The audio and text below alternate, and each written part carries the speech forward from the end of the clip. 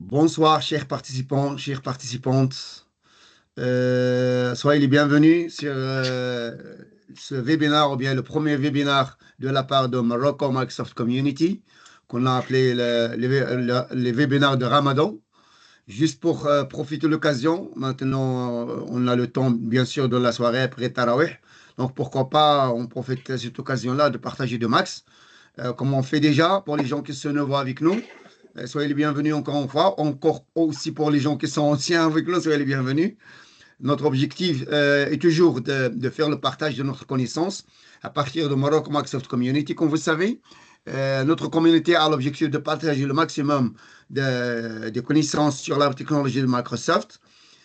Si vous nous suivez bien sûr sur les médias sociaux, que ce soit Facebook, LinkedIn, WhatsApp ou bien Instagram, vous allez bien voir que nous sommes vraiment actifs au Maroc et on fait toujours un tour. Et on travaille apparemment en général avec les étudiants, les professionnels, bien sûr, dans le domaine aussi, pour partager le max. Voilà, merci encore une fois. Aujourd'hui, Inch'Allah, je vais prendre l'opportunité de partager quelques topics sur AI et sur DevOps en général. Comme vous savez, AI aujourd'hui ou bien actuellement, c'est vraiment un hype. Tout le monde parle de AI, mais on peut bien sûr appliquer AI dans tout domaine, tous les domaines. Et chacun a sa définition, bien sûr, de AI. Ainsi que aussi, on parle de développement de software, on parle de DevOps et tout ça. Aussi, pour ça, chacun a sa définition de DevOps. Donc, juste avant de commencer, je veux lancer mon PowerPoint. Je vais partager mon écran. OK.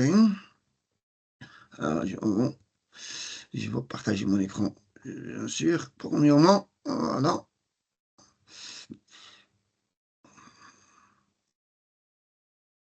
Voilà.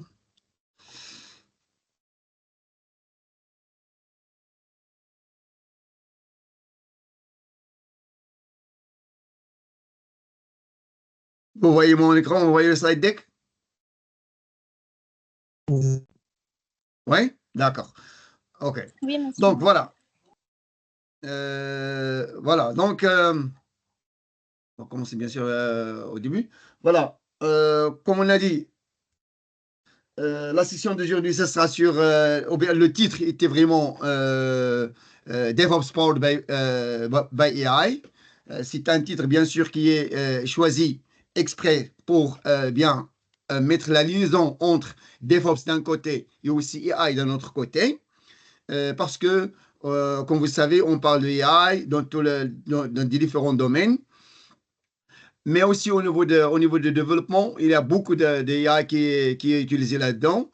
Et apparemment, si je parle de développement, ou bien je parle de DevOps dans ce sens-là, je parle de GitHub. D'accord? Comme vous savez, GitHub, c'est une plateforme, bien sûr, DevOps. Au début, ou bien avant novembre 2018, c'était juste un repository open source qui est acheté par Microsoft en novembre 2018 et qui ont intégré, bien sûr, qui l'ont intégré avec des différents produits de Microsoft.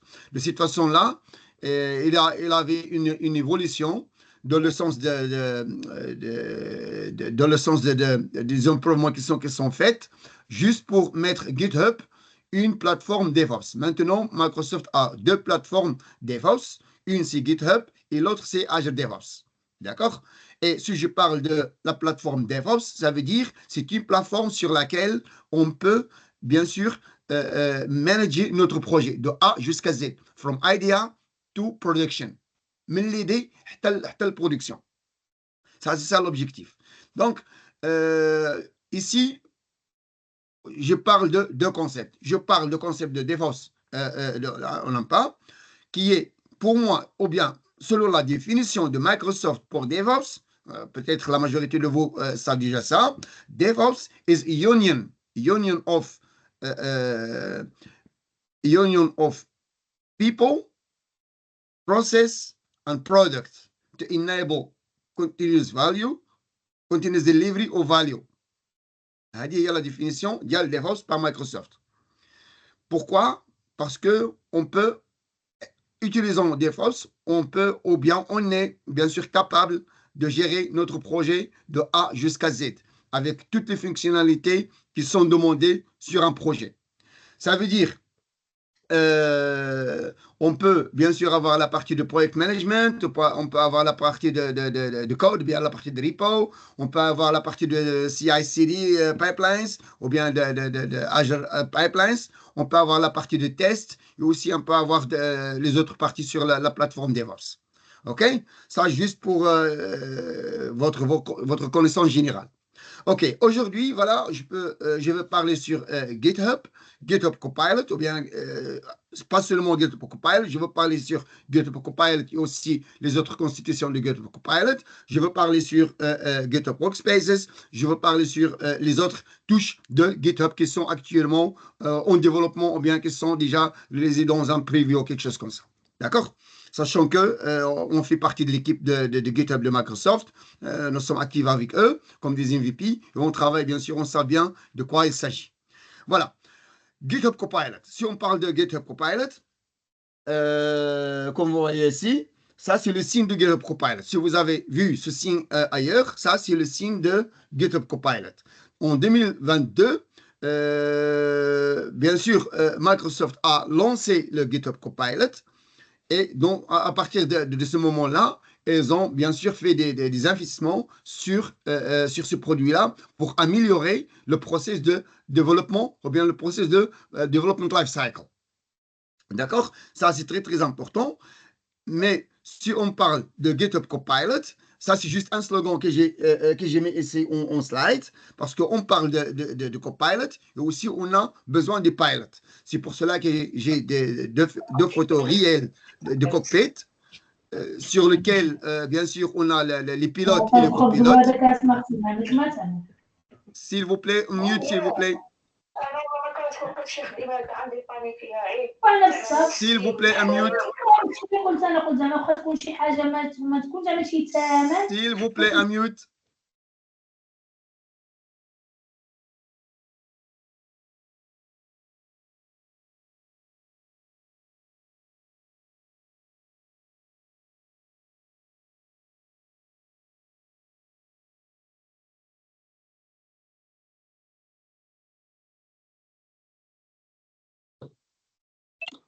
Tu t'es mis sur mute vous-même. Ouais. Monsieur Hassan, tu t'es mis sur mute.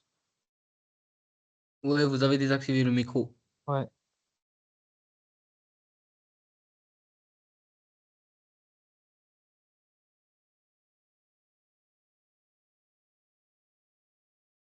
D'une façon ou d'une autre. Dès le début ou bien je viens juste de... Depuis quel bruit de l'autre personne là. Ah, ok, d'accord. Ouais, ça marche, ok. S'il vous plaît, ok, c'est bon. D'accord, merci d'annoncer ça. Voilà. Donc, comme vous voyez, maintenant, je dis que un pilote, il a toujours besoin d'un copilote. Voilà, your brother in crime, je peux dire. Genre, juste pour avoir toujours un aide. Parce que 4 yeux sont toujours mieux que 12 yeux. On n'a jamais vu un pilote qui va conduire ou bien qui va utiliser un engin sans un copilote, avec tous les risques qu'il doit avoir, bien sûr. C'est pour cela que j'ai posé cette photo ici. Après, bien sûr, parlons de Copilot et parlons de GitHub. C'est là où, bien sûr, on va avoir une évolution qui a été faite pour GitHub Copilot. Parce que si on parle de GitHub Copilot, il a eu une évolution dès juin 2022.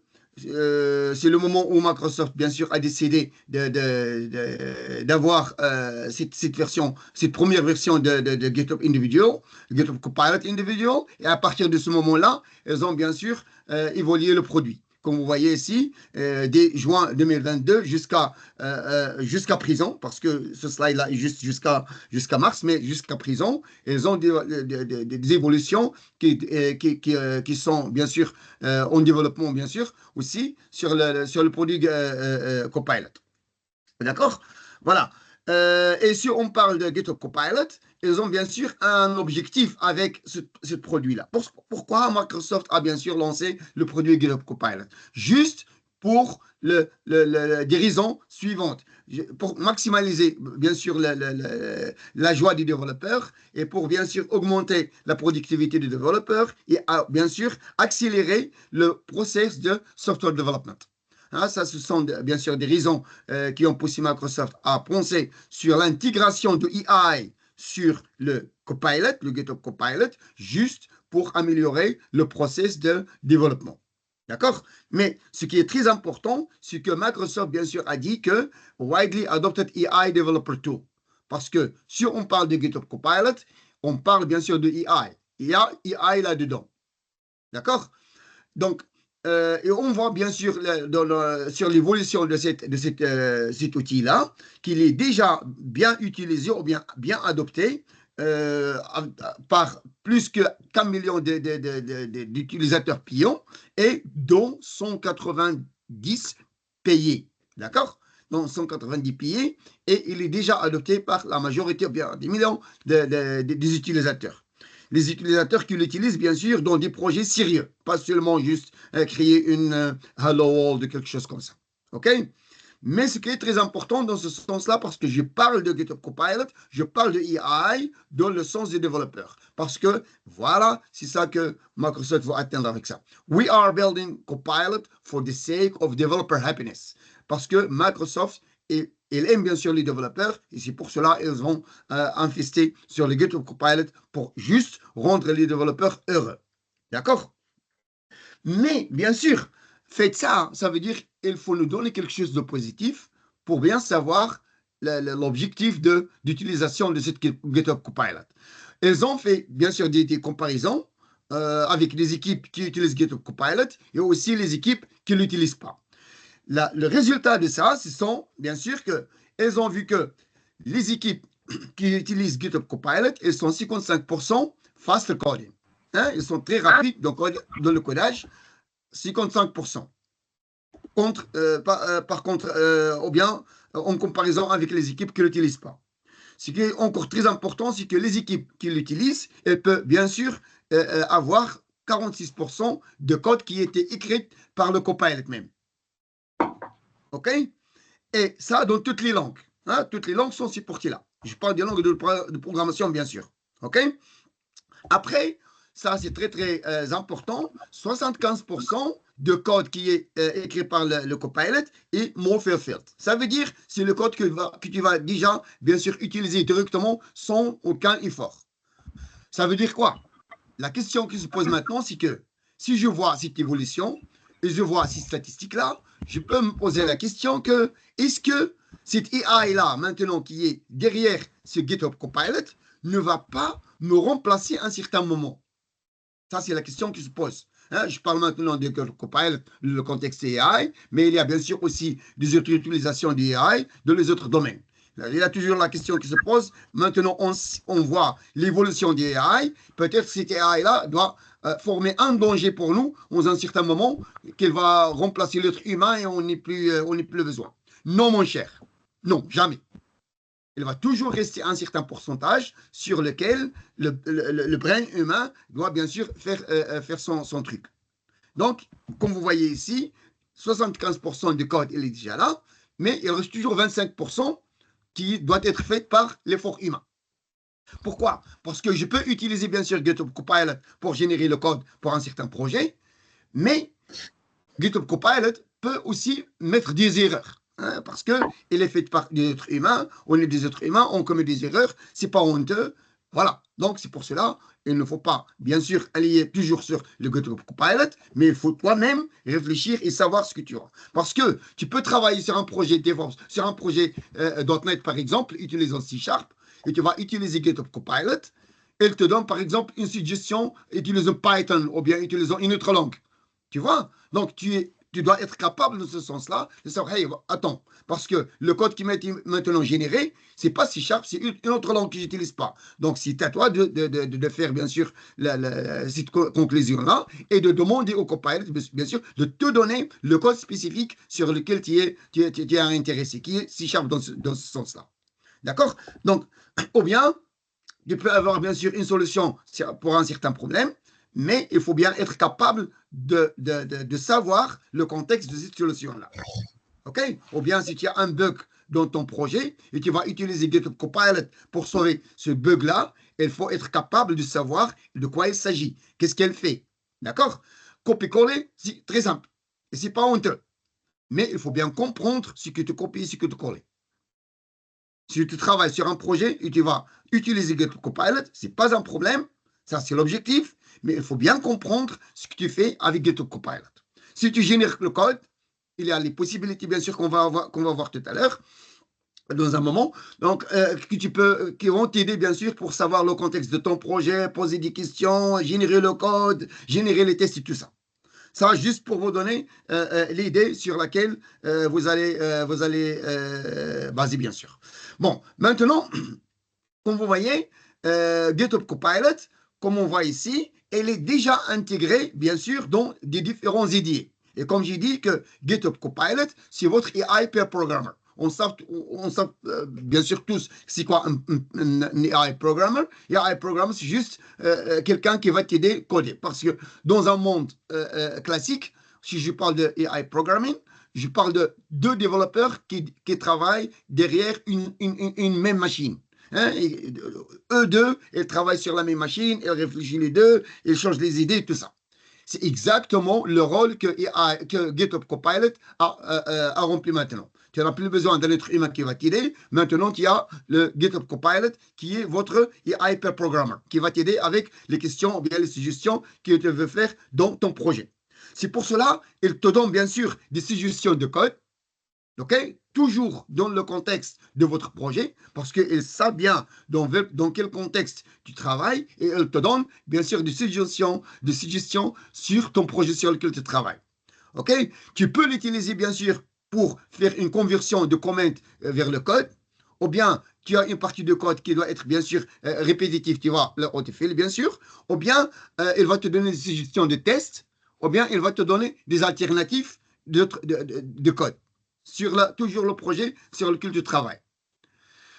Parlons des tests, par exemple. Nous, les développeurs, on sait bien que Magaza, comme on dit, la majorité du temps, on ne génère pas les tests unitaires dès le début. Maintenant, GitHub Copilot, il peut nous aider, bien sûr, de les avoir dans notre projet. Et bien sûr, les tests unitaires doivent être faits pour la business logic sur laquelle tu travailles. C'est là on peut, bien sûr, avoir le bénéfice. Ou bien, une autre chose, c'est la documentation.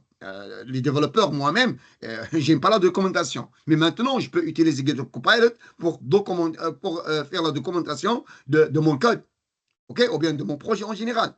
Voilà. Voilà. Maintenant, GitHub Copilot, comme vous voyez, il est déjà intégré sur les différents IDE. Je vois Visual Studio Code, sur GitHub Desktop même, sur JetBrains et tout ça. Il est déjà intégré. Et au début, Microsoft a bien sûr investi sur cette intégration-là. Et bien sûr, ils ont des raisons pour ça. Comme vous voyez, vous pouvez bien sûr sélectionner une pièce de code et vous pouvez utiliser GitHub Copilot pour faire le truc. D'accord? Ça, d'une part.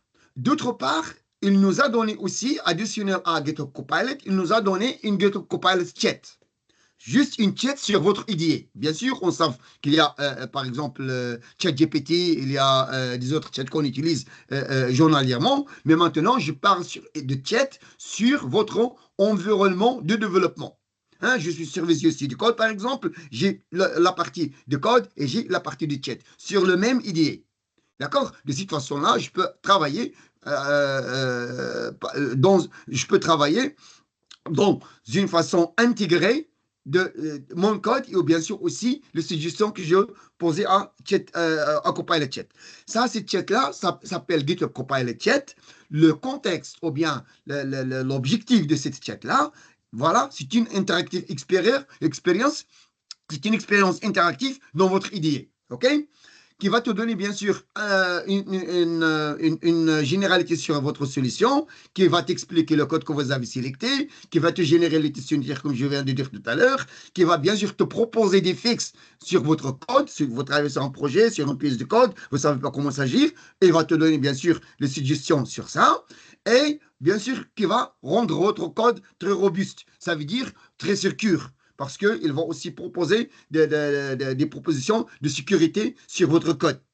Et tu peux bien sûr, sur ces chats-là, tu peux poser des questions en général sur le processus de software development.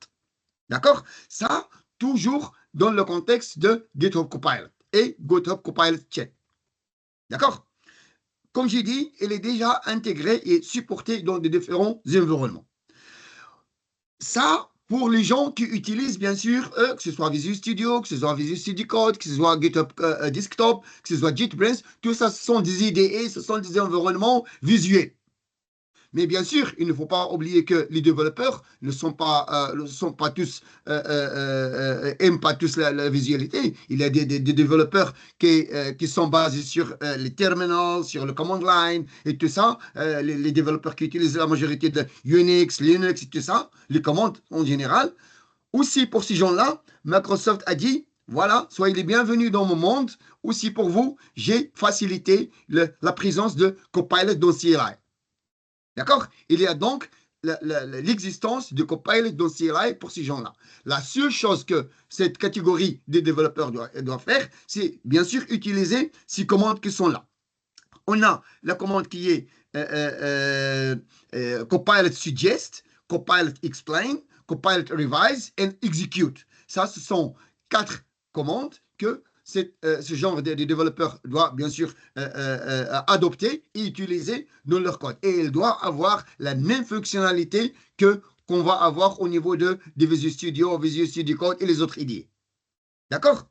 Voilà, ça juste pour vous donner une idée sur l'utilisation de GitHub Copilot et aussi que ce soit au niveau des IDE, que ce soit au niveau des CLI et aussi l'utilisation de GitHub Copilot Chat qui est bien sûr une expérience sur votre IDE qui va vous aider avec beaucoup de choses. Ça au premier pas. Voilà. Comme j'ai dit au début, Microsoft a investi bien sûr sur ce produit-là. C'est pour cela, au début, ils ont introduit ce qu'on appelle GitHub Copilot Enterprise, qui est la version la plus robuste, hein, qui contient toutes les possibilités qui sont là. Et bien sûr, le produit est encore en état d'amélioration, d'ajouter les autres fonctionnalités. Et au début, ils ont mis là par un prix de $35 par utilisateur par mois. D'accord? Donc, après, bien sûr, on a le GitHub Copilot ou bien le Copilot Chat in the repository parce que si nous sommes des développeurs, on travaille sur le repo. Bien sûr, dans ce cas-là, on peut avoir le GitHub Copilot sur la repository et je peux bien sûr faire des analyses. Je peux dire au Copilot Chat, ou bien sûr Copilot Chat, je peux dire analyse and explain code and other repository content. Je peux analyser toute ma repository en totalité. Ou bien je peux analyser un fichier, ou bien deux, ou bien n'importe quoi dans la repository. Donc, GitHub Copilot Chat, ou bien GitHub Copilot est capable de faire ça. Par l'intermédiaire, bien sûr, on pose la question sur le chat, et le GitHub Copilot même, en background, il va faire le truc. D'accord? Ça, c'est une fonctionnalité très robuste. OK? Bien sûr, on parle d'AI, et tout ce qui fait ici, les recherches qui se font, elles sont à la base de Semantic Search, qui est bien sûr une fonctionnalité aussi au niveau des AI. Et voilà, c'est pour cela qu'on peut faire n'importe quelle recherche, n'importe quelle analyse au niveau des repos dans ce sens-là. Ça, d'une part. D'autre part, comme développeur, si on travaille sur une repository, on travaille sur des fonctionnalités, que ce soit d'ajouter le nouveau code, que ce soit de modifier un code qui est existant, on parle de la terminologie ou bien de contexte de pull request. Donc, si on parle d'un pull request, c'est quoi? Un pull request, bien sûr, supposons que je travaille sur un projet et j'ai ajouté du code et aussi j'ai modifié des autres pièces de code. Vers la fin, il faut bien sûr tester mon code local. Après, je veux faire une commit. Une fois une commit est faite, je peux faire bien sûr un pull request. Que ce soit la commit, si la commit est succédée, je peux faire un pull request et sur ce pull request-là, il faut avoir différents éléments ou bien différentes informations. Hein, par exemple, la description de tout ce qui est changé sur votre commit. Par exemple, j'ai ajouté des fichiers ou bien j'ai modifié des fichiers, bien ce que vous avez fait comme fonctionnalité. Il faut bien sûr associer ce qu'on appelle les work items, les tâches sur lesquelles tu as travaillé sur des différentes parties. Il faut les attacher là pour avoir une intégration et pour avoir une traceability. D'accord? Après, il faut bien sûr, votre code doit être review. Il faut avoir un review, bien sûr, de la part de votre équipe. Quelqu'un de l'équipe ou bien toute l'équipe doit reviewer votre code, bien sûr, pour avoir la qualité de votre code. Tout ça, ce sont les constitutions d'un pull request.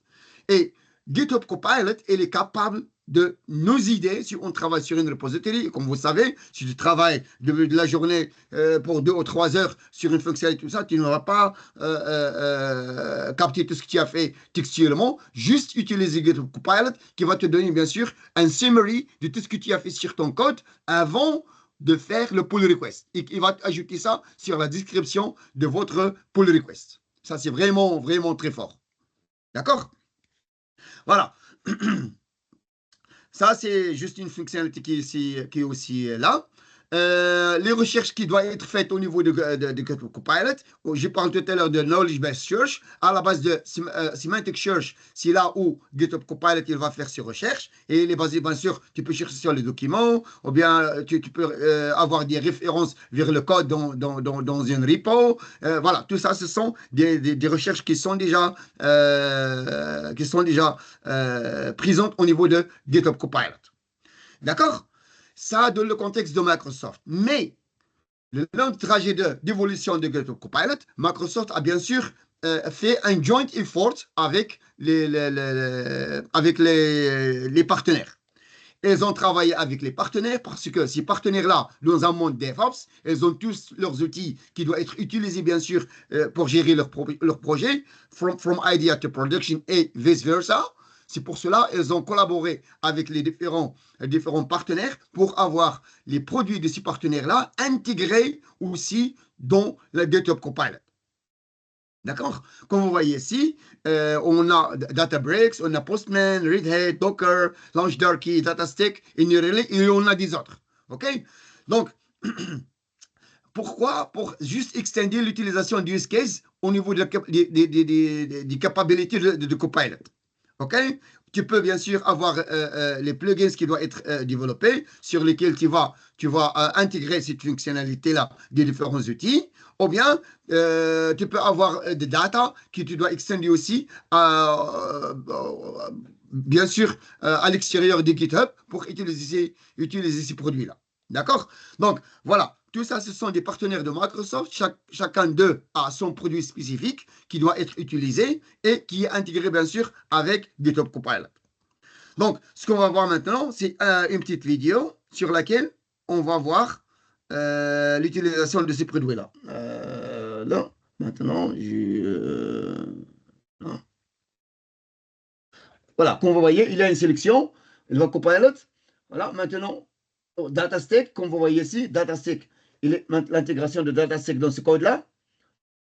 Voilà. Elle va poser maintenant la question à... Voilà, c'est la réponse qui doit être faite. Après, LaunchDarkey, aussi, SDReflag. LaunchDarkey, c'est un outil qu'on utilise pour avoir le feature flags, si tu veux. Voilà. Pour Postman, pour les gens qui utilisent bien sûr les APIs, ils utilisent Postman pour le request et tout ça. Voilà, aussi, il est intégré là. Voilà. Donc, comme vous voyez, tous ces produits-là, ils sont déjà intégrés au niveau de GitHub Copilot. Et LaunchDarkey, comme vous avez vu tout à l'heure, LaunchDarkey, c'est un outil ou bien c'est une extension qui doit être utilisée. Supposons vous travaillez sur une pièce de code. Maintenant, Microsoft, par exemple. Microsoft, il travaille sur un projet. Et ce projet-là, bien sûr, doit pas être exposé au monde avant qu'il doit être testé. Qu'est-ce qu'il fait? Le trajet ou bien le cycle de développement, il passe bien sûr par des cycles différents. Hein, une fois l'équipe a fait son truc, il va le passer à nous, par exemple, les MVP. On va tester, et on va donner le feedback. Ils vont refaire le truc. Après, ils vont faire aussi les modifications et tout ça. Ils vont le refaire. Après, jusqu'à ce qu'il atteigne un certain pourcentage de coverage. Voilà, maintenant, le produit est robuste. Maintenant, on va le lancer. Même s'ils vont relancer le projet, ou bien le produit, ils ne vont pas faire une fois de le monde entier. Ils vont faire cycle par cycle, ou bien groupe par groupe. C'est pour cela qu'ils ont ce qu'on appelle feature flags. Et là, ils utilisent aussi LaunchDarkey, qui est un partenaire de Microsoft, pour les outils sur lesquels ils travaillent, bien sûr. Et ils vont, bien sûr, mettre la fonctionnalité en disposition des utilisateurs étape par étape. C'est pour cela, juste pour expliquer le contexte. Voilà. Voilà, donc ça, c'est déjà fait. Voilà, tout à l'heure, j'ai parlé d'une version de GitHub Copilot qui est GitHub Copilot Enterprise, qui est à la 39 $39 par utilisateur par mois. Ils ont bien sûr Copilot Business, qui est un peu moins léger, et à 19 $ par mois. Et bien sûr, on a GitHub Copilot Individual, hein, que tu dois utiliser bien sûr gratuitement comme un individu. D'accord? Ça, c'est au début.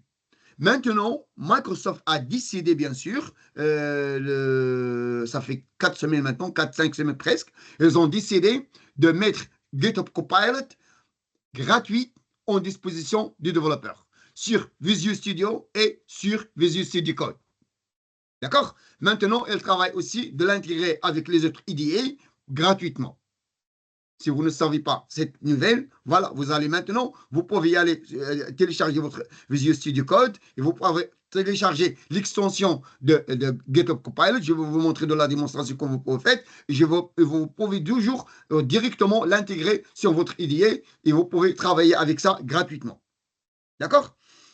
Bon, ça, donc, mais l'utilisation de GitHub Copilot Capabilities, on voit par exemple cette pièce de code. Comme vous voyez, ça c'est une vidéo aussi. Il y a une pièce de code ici, comme vous voyez. Ce que je veux faire, voilà. Voilà. Si je travaille sur le code, je vais ajouter une property, par exemple, et il va me donner des suggestions. Tu vois, ce qui est gris maintenant, ce sont des suggestions de Copilot. Je veux les accepter ou bien je vais les rejeter, et je veux bien sûr améliorer mon code. Tu vois, elle est faite très, très rapide, très facile. Juste accepter les suggestions et vous êtes fait. Ça, c'est très rapide, bien sûr, que si on fait manuellement. D'accord?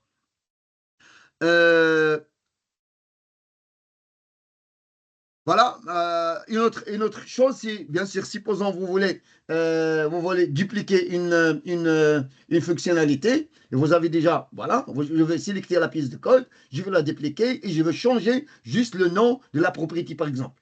Tu vois, le code doit être changé pour moi, remote name, et comme vous voyez, tout ce qui n'est pas relevant doit être exclu.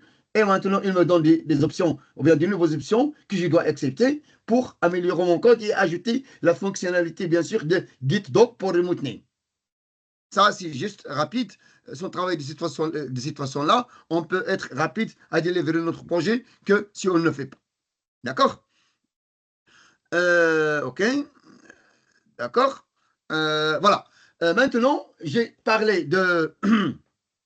J'ai parlé de GitHub Copilot jusqu'à présent. J'ai parlé de GitHub Copilot et j'ai parlé de GitHub Copilot Chat. Vous avez vu quelques touches sur lesquelles vous pouvez l'utiliser. Maintenant, ce que vous avez vu, c'est ce qu'on appelle GitHub Workspaces, qui est bien sûr allié à la partie de DevOps au niveau de GitHub et GitHub Copilot, qui va bien sûr être utilisé pour faire la totalité du projet, du plan, le build et l'exécution.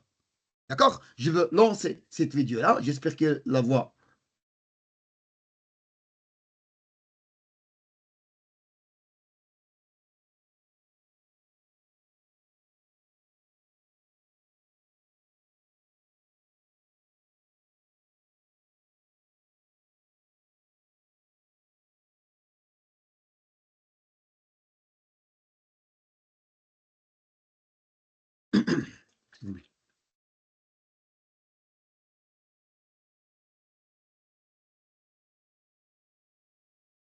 Là, maintenant, elle parle de plan, comme vous voyez. Je peux ajouter les suggestions au plan. Voilà. L'implémentation. Maintenant, le plan est bon. Maintenant, je veux demander l'implémentation. Voilà.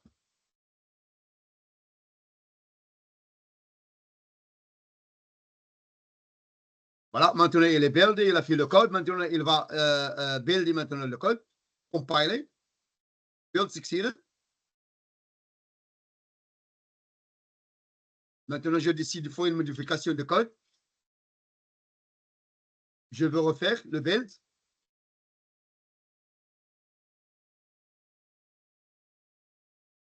Voilà. Maintenant, on a fait, et voilà le concept de pull request sur lequel j'ai parlé tout à l'heure. Toutes les informations-là doivent être incluses dans le pull request.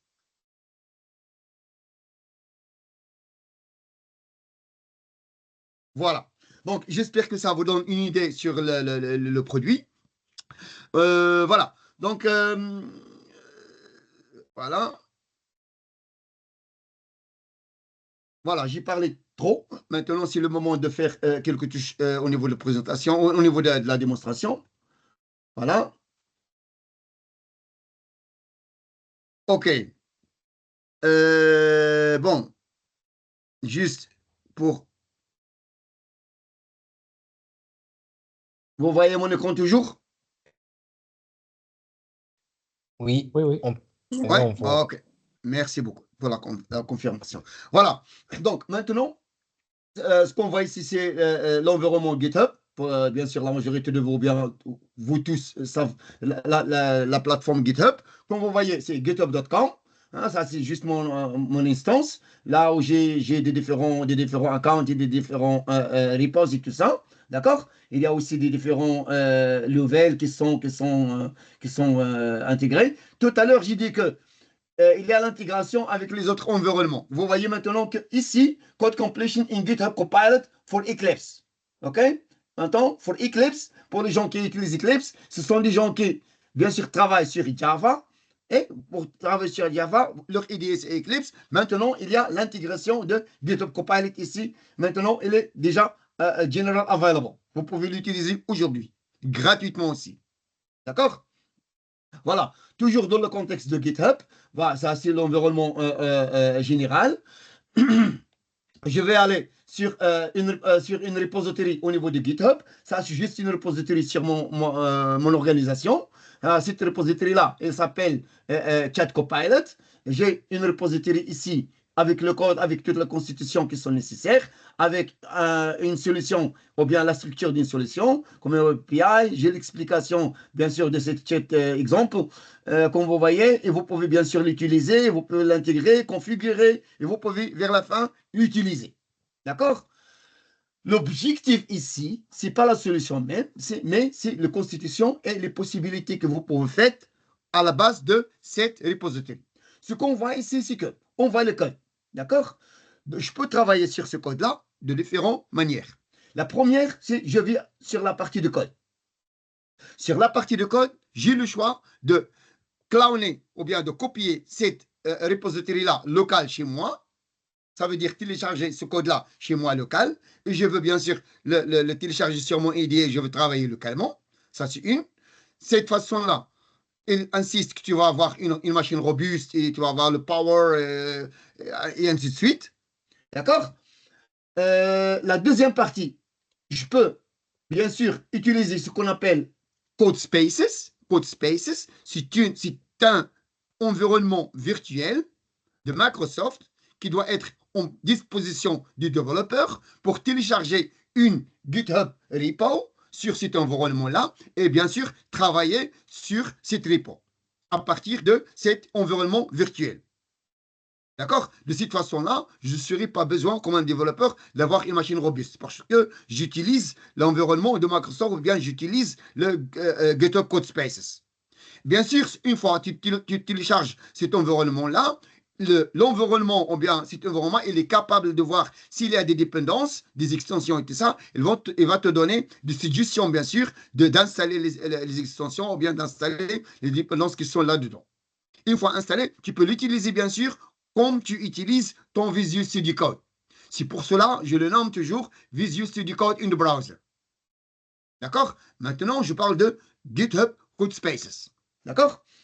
Il va prendre un peu de temps, mais juste pour juste maintenant, ce que je vais faire maintenant, c'est je vais télécharger cette repo-là sur le GitHub Code Spaces. Elle va prendre un peu de temps et je vais revenir sur ça tout à l'heure. Après, j'ai bien sûr l'autre possibilité, c'est ce qui est Copilot. Mais ce que vous voyez là comme Copilot, c'est ce qu'on vient de voir maintenant, c'est GitHub Workspaces. D'accord? GitHub Workspaces. Bon, regardez avec moi. Je suis sur cette repository. D'accord? OK. Je veux voir, par exemple, OK, je vois qu'il y a, un fichier qui s'appelle WebApp. C'est quoi le contenu de ces fichiers-là? Vous voyez, VPPI. Je m'excuse, VPPI. Ce n'est pas VPAP, mais VPPI. Voilà.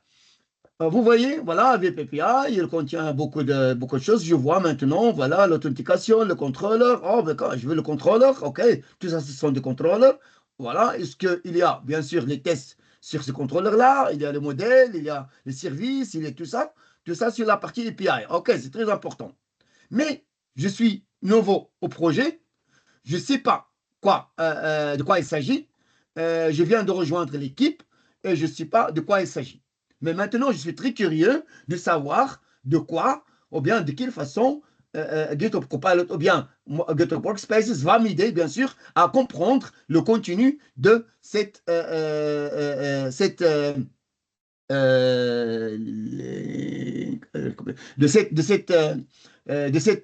fichier-là. Ce que je veux dire maintenant, juste en plein texte, je veux demander à GitHub Workspaces de m'expliquer, OK, describe, OK, OK, explique, ou bien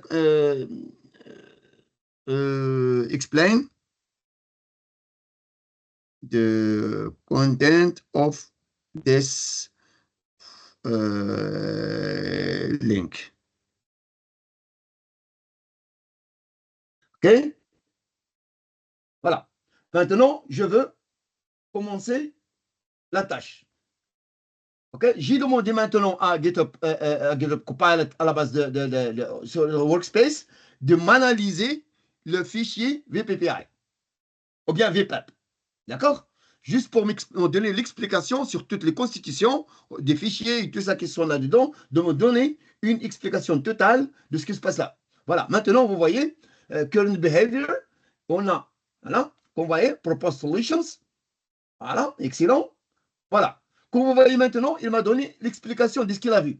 On a vu au niveau de ce fichier qu'il y a un VPAP, Directory Contains the Source Code for the Chat Copilot Frontend. On a aussi readme.md, Private Instructions on Running the Code of the Chat Copilot Frontend. On a la source, Directory Contains the Main Source. On a Ellipse, Directory Containing Utility Functions. Et vers la fin, Redux, Directory Manager, the state using Redux. Maintenant, j'ai une idée sur les fichiers qui sont là-dedans. D'accord? Mais il m'a donné aussi, il a analysé le statut de mon projet et il m'a donné des propositions, des solutions comme propositions. Maintenant, je peux utiliser par exemple celle-là, Web Directory Container, blablabla. OK, tout ça, ce sont les propositions. Sur chaque partie, j'ai la possibilité d'ajouter les tâches. Tout ça, ce sont des tâches qui sont déjà faites comme le plan comme on a vu au niveau de Workspaces de la vidéo. Ce sont des plans, je peux juste ajouter un plan ici, tout ça, je veux le générer, il va bien sûr faire l'implémentation. D'accord? Donc, ce que je veux faire maintenant, c'est que, regarde ici, j'ai les références. Hein, j'ai les questions, parce que mon projet, il est basé sur une technologie, mais je vois bien et je sais bien que ce projet-là, il a encore un problème au niveau de... où est-ce qu'il est? Où est-ce qu'il est? Ideas about improving the web app. How does no? How does the purpose of it directly? How does the what are the main components? Okay. Et il va me donner maintenant how does the VPPI source blah blah blah sur the application. Voilà. Voilà. De cette façon-là, il va structurer l'application. D'accord? Maintenant, ce que je veux faire, il est encore en état de télécharger le contenu. Voilà, ce que je vais faire maintenant pour cette application-là, c'est que je veux, bien sûr, voilà. Maintenant, je suis intéressé d'avoir cette option sur mon application qui n'est pas encore implémentée. Maintenant, il m'a donné l'explication et tout ça. C'est à moi donc de dire add to task. Accepter cette explication-là et ajoute-la à mon plan d'exécution. D'accord? Une fois il est ajouté, je peux dire d'accord, j'ai fait ou bien je veux faire autre chose. Donc, maintenant, vous voyez que cette fonctionnalité-là, elle doit être ajoutée à mon code. OK? Donc, il est encore en train de proposer les spécifications ou bien d'écrire les spécifications. Une fois il est fait, il va nous donner, bien sûr, l'utilisation. Voilà, maintenant, il est fait. Maintenant, il me donne, tu vois, il a un URL qui est inactif et on a bien sûr l'option ou bien la fonctionnalité qu'on va ajouter. Maintenant, je suis prêt à générer le plan. Ou bien je veux générer le plan, ou bien générer le code. Avant de générer le code, il faut bien sûr générer le plan. Voilà, generate plan. Je vais me générer un plan parce que je travaille d'une façon DevOps. Il faut avoir un plan, il faut avoir les tâches pour savoir de quoi je travaille. Après, je veux générer le code, je veux analyser le code. Après, je veux avoir un pipeline et tout ça pour ce code. Hein, c'est juste, je veux vous ramener toujours dans le concept ou bien dans le contexte de DevOps. Voilà, comme vous voyez ici, ça c'est le plan qui était fait pour la proposition que j'ai dit. Maintenant, j'ai fait l'analyse, sachant que je suis nouveau au projet. J'ai une fonctionnalité sur laquelle je suis intéressé. Je l'ai ajoutée à mon projet. J'ai ajouté la tâche au plan. La tâche était faite. Le plan est généré. Maintenant, je suis en train de faire l'implémentation. Je veux donner le request à GitHub Copilot de faire l'implémentation de cette fonctionnalité que je veux ajouter à mon projet. D'accord? Maintenant, je veux dire, voilà, implement selected code. Et maintenant, il est en train de faire l'implémentation, codage, l'implémentation de la fonctionnalité que je vais ajouter. Bon, dans un instant, on va voir, mais en attendant ça d'être fait, je veux revenir sur la partie de code, code spaces. Où est-ce qu'il est? Code completion. C'était là? Non, c'était pas là.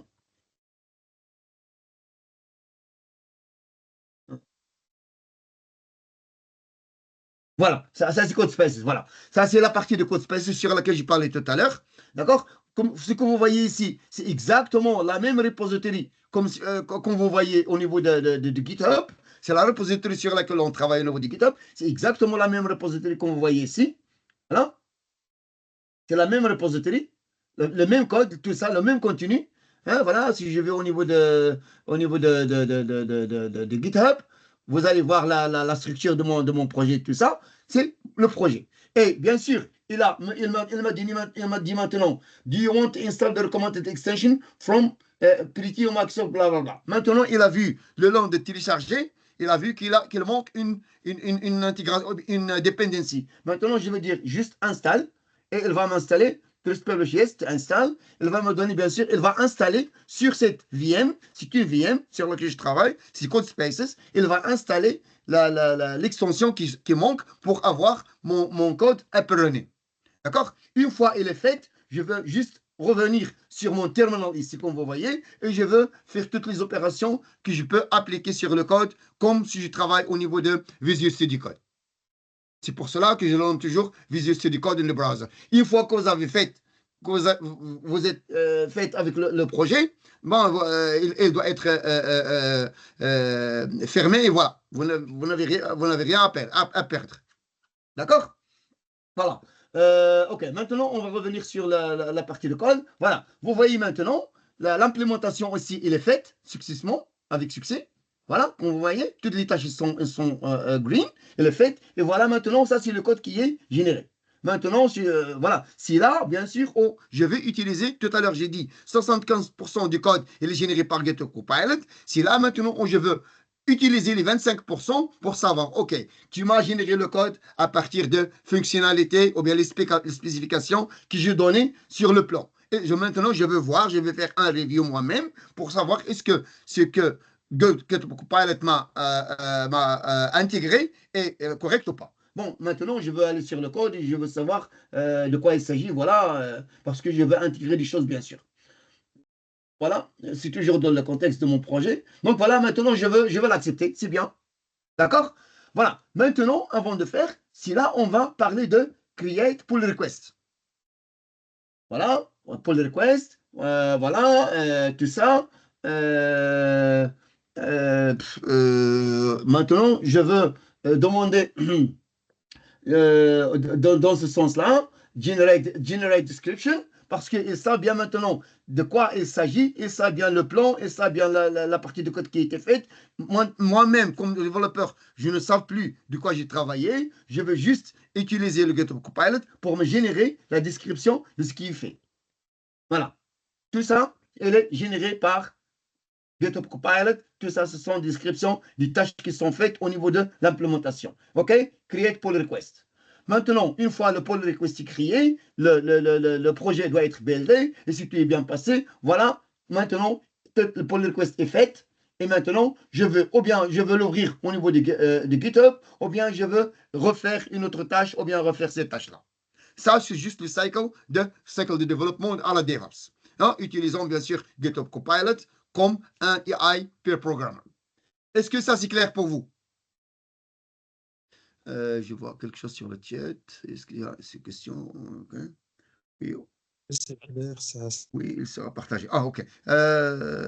C'est enregistré. Ah, ok. Ok, quelqu'un a posé la question. Ok. D'accord. Ok. Donc, est-ce que ça, c'est clair? Oui. Ok.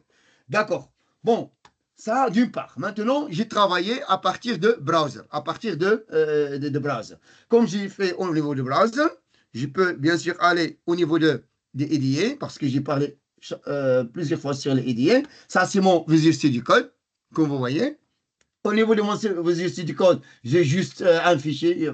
Je travaille sur un autre projet. J'ai juste un fichier open ici. Et comme vous voyez, si vous êtes au niveau de... Oh, attends, un peu... Voilà, c'est un peu en commun parce que le truc là, vous voyez mon idée?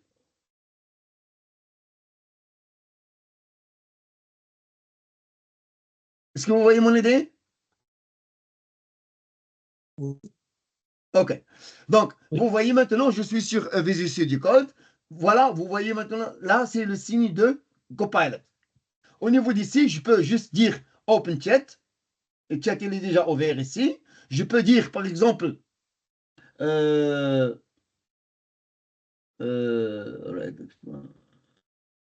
je peux juste aller ici. GitLab, non. Je veux juste ajouter une chat. Et maintenant, si tu veux faire quelque chose avec GitHub Copilot, vous allez mettre dollar et voilà, je veux juste dire Azure ou bien GitHub. OK. OK, maintenant, je veux poser les questions sur la partie de code et je vais utiliser bien sûr GitHub Copilot. Sachant que travaillant sur cette partie-là, j'ai un fichier ici, je ne sais pas de quoi il s'agit, je veux juste faire la sélection de cet fichier-là et je veux dire, tu vois, mon Copilot, s'il vous plaît de m'aider à expliquer le contenu de cet fichier. Voilà, right mouse click, Copilot, explain. OK? Ou bien l'option Review and Comment, ou bien Generate Documentation, ou bien Generate Test. OK? Ou bien Add Selection to Chat, Add File to Chat. OK?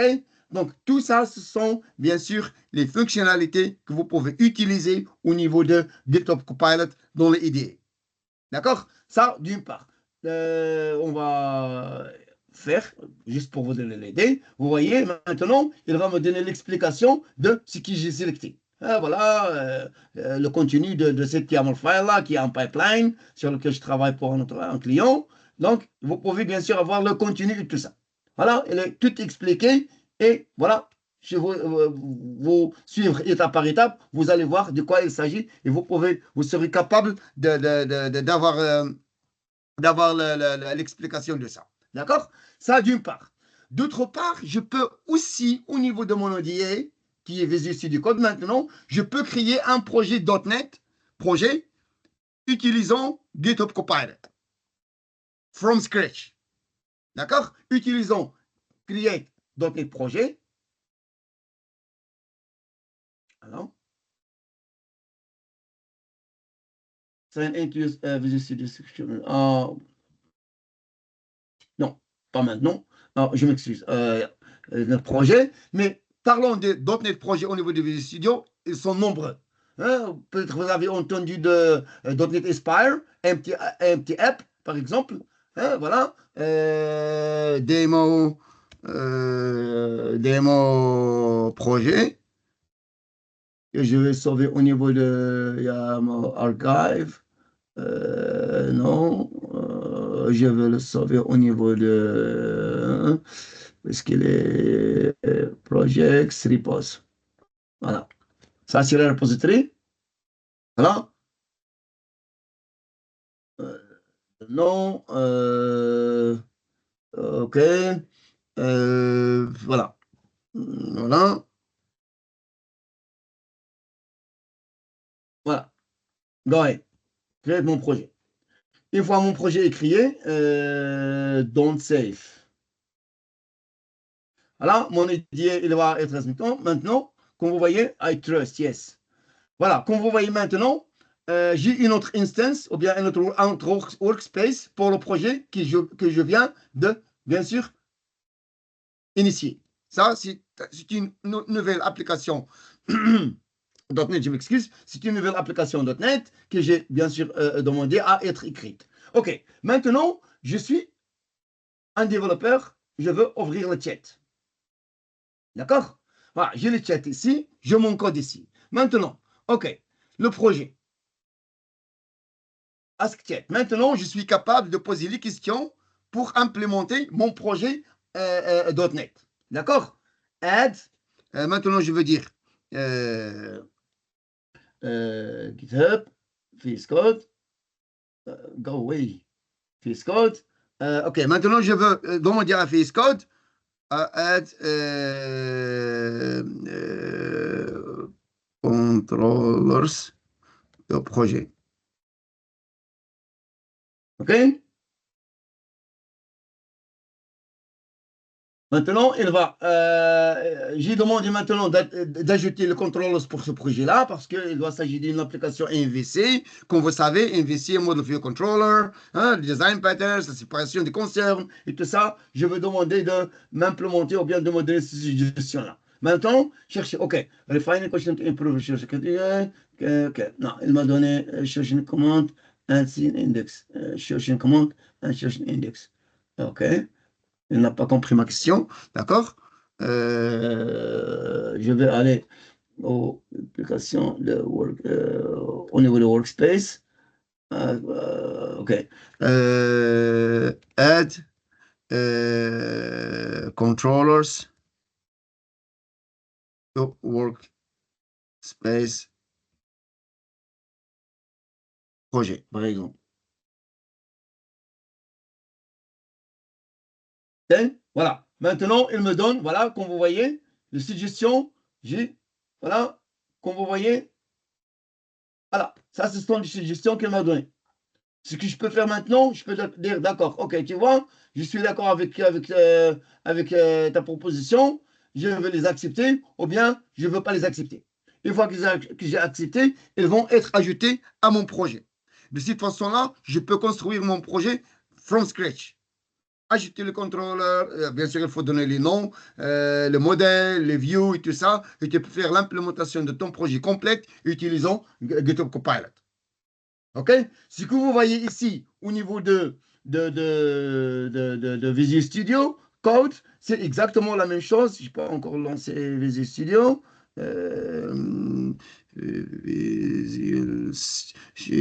Visual Studio, voilà. Il a lancé de l'autre côté. Voilà, au niveau du Visual Studio, on a aussi exactement la même chose. Hein, ce sont des IDE, là où l'intégration de GitHub Copilot est inclus. شي هنا الله يهديك فين غادي انت هذا رنا اخر. Maintenant je peux faire la même chose, je peux juste choisir une repository par exemple le console app que j'ai déjà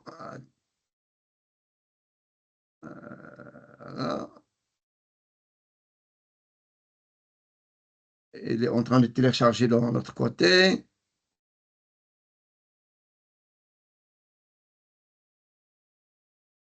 الله يهديك خدمة هنا.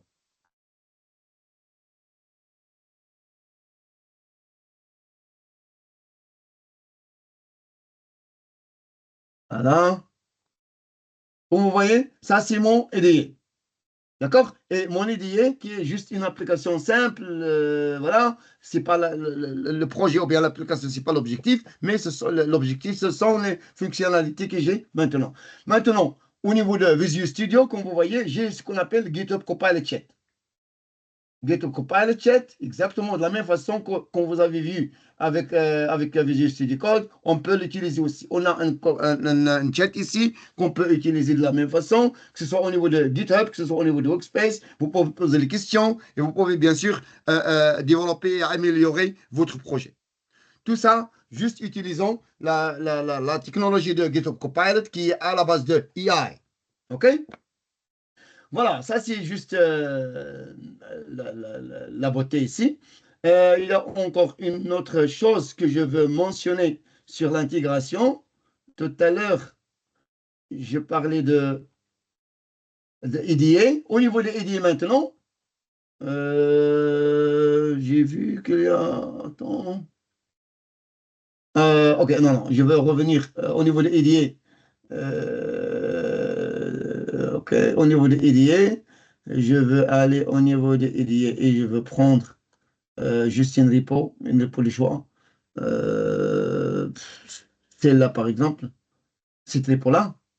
Cette repo-là, c'est une autre repository, par exemple. Là, le concept est toujours le même. Sur cette repository-là, au niveau des EDA, j'ai aussi l'intégration de GitHub Copilot. Comme vous voyez ici. Voilà. Ici, vous avez Chat with Copilot. Et ces Chat with Copilot-là, il nous donne, bien sûr, des options. Une fois que je suis au niveau de browser, j'ai une repository, je peux améliorer ou bien je peux manipuler cette repository de différentes manières. Une, c'est Open with, ouvrir avec, et maintenant j'ai les options. Voilà. Vous voyez, tout ça, ce sont des EDA qui sont intégrés avec GitHub Copilot. Voilà. Visual Studio Code, Visual Studio, Xcode, JetBrains, Neurin, Azure Data Store et CLI. C'est nombreux et Microsoft il travaille en poursuite d'intégrer plus. D'accord? Ça, juste pour supporter et pour rendre les développeurs heureux et supporter bien sûr de developer happiness. Ça, c'est l'objectif derrière toute cette évolution-là. D'accord? Voilà. Ça, c'est ce que je veux partager avec vous aujourd'hui. Mon objectif, ou bien notre objectif à partir de Morocco Microsoft Community, c'est de partager le maximum de ce Ramadan-là. La semaine prochaine, Inch'Allah, le mardi, la même heure, après Tarawih, je veux aller en détail sur des autres parties de GitHub, hein, toujours dans le contexte de AI, hein, sur lesquels il y a le développement des GitHub Models et GitHub Extensions. Hein. Bien sûr, je vais parler sur ça en détail. Et soyez avec nous. Je vais partager, bien sûr, on va partager le lien après. Et pour se profiter le mieux. Voilà. Ça, c'est ce que je veux partager aujourd'hui avec vous, pour ne pas vous laisser si tout long. Et aussi pour moi, pour préparer mon sort. Voilà.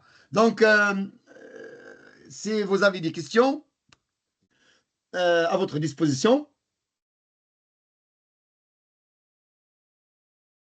Est-ce qu'il y a des questions?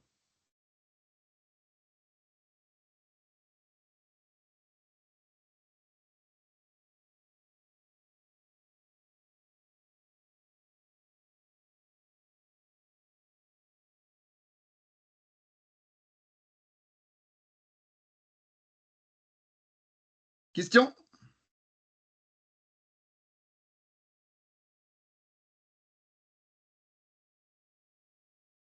OK.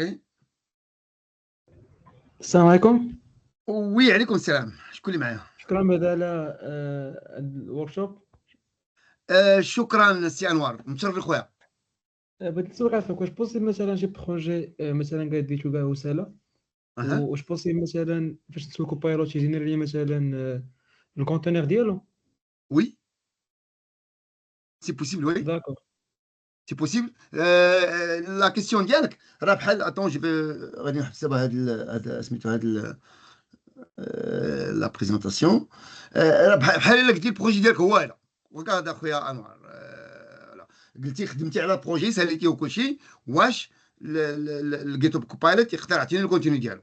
سي اكزاكتومون لا ميم شوز. هاد البروجي هذا تا هو راه ايور في جيت اب باغ اكزومبل. هنا لا ريبوزيتوري دوا اتر نامبورت او فوالا فوالا غادي يكون عندك البروجي ديالك بحال هكا، وانت غادي تمشي للكوبايلوت، غادي تفتحو باش ما بغيتي.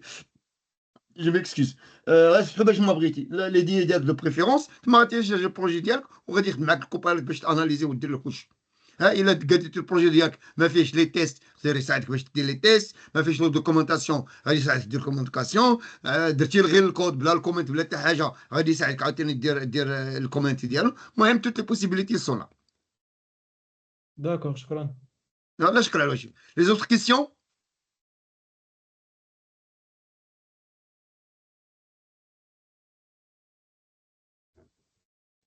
اوكي. سي حميمي بارك الله عليك.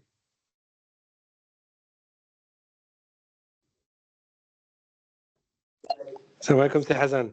السلام عليكم سي عبد الرحيم، متشرفين العامس، مرحبا. الله يحفظك، تبارك الله عليك اخويا، الله يجازيك بخير. واياكم اخي، واياكم، مرحبا، اون بليزير. Ramadan Mubarak. Ok, donc si vous n'avez pas de questions, je vous remercie énormément encore une autre fois. أصالة على نفسي ونيابة على الطاقم التقني ديال Morocco Microsoft Community. Soyez avec nous, Inch'Allah, la semaine prochaine. Le mardi, Inch'Allah, j'ai le plan d'animer 2 sessions, une le mardi et l'autre le jeudi. Inch'Allah, بحال بإذن الله تعالى. Ok, voilà. Merci beaucoup. Allez, merci, Monsieur Hassan. سي طارق عيد حميد، سي حسن بارك الله فيكم. بارك الله فيكم العامس، عوش مبروكة. يلا السلام عليكم. يلا ميرسي بوكو، بارك الله عليكم. Ok, merci. Je veux stopper le recording. Recording.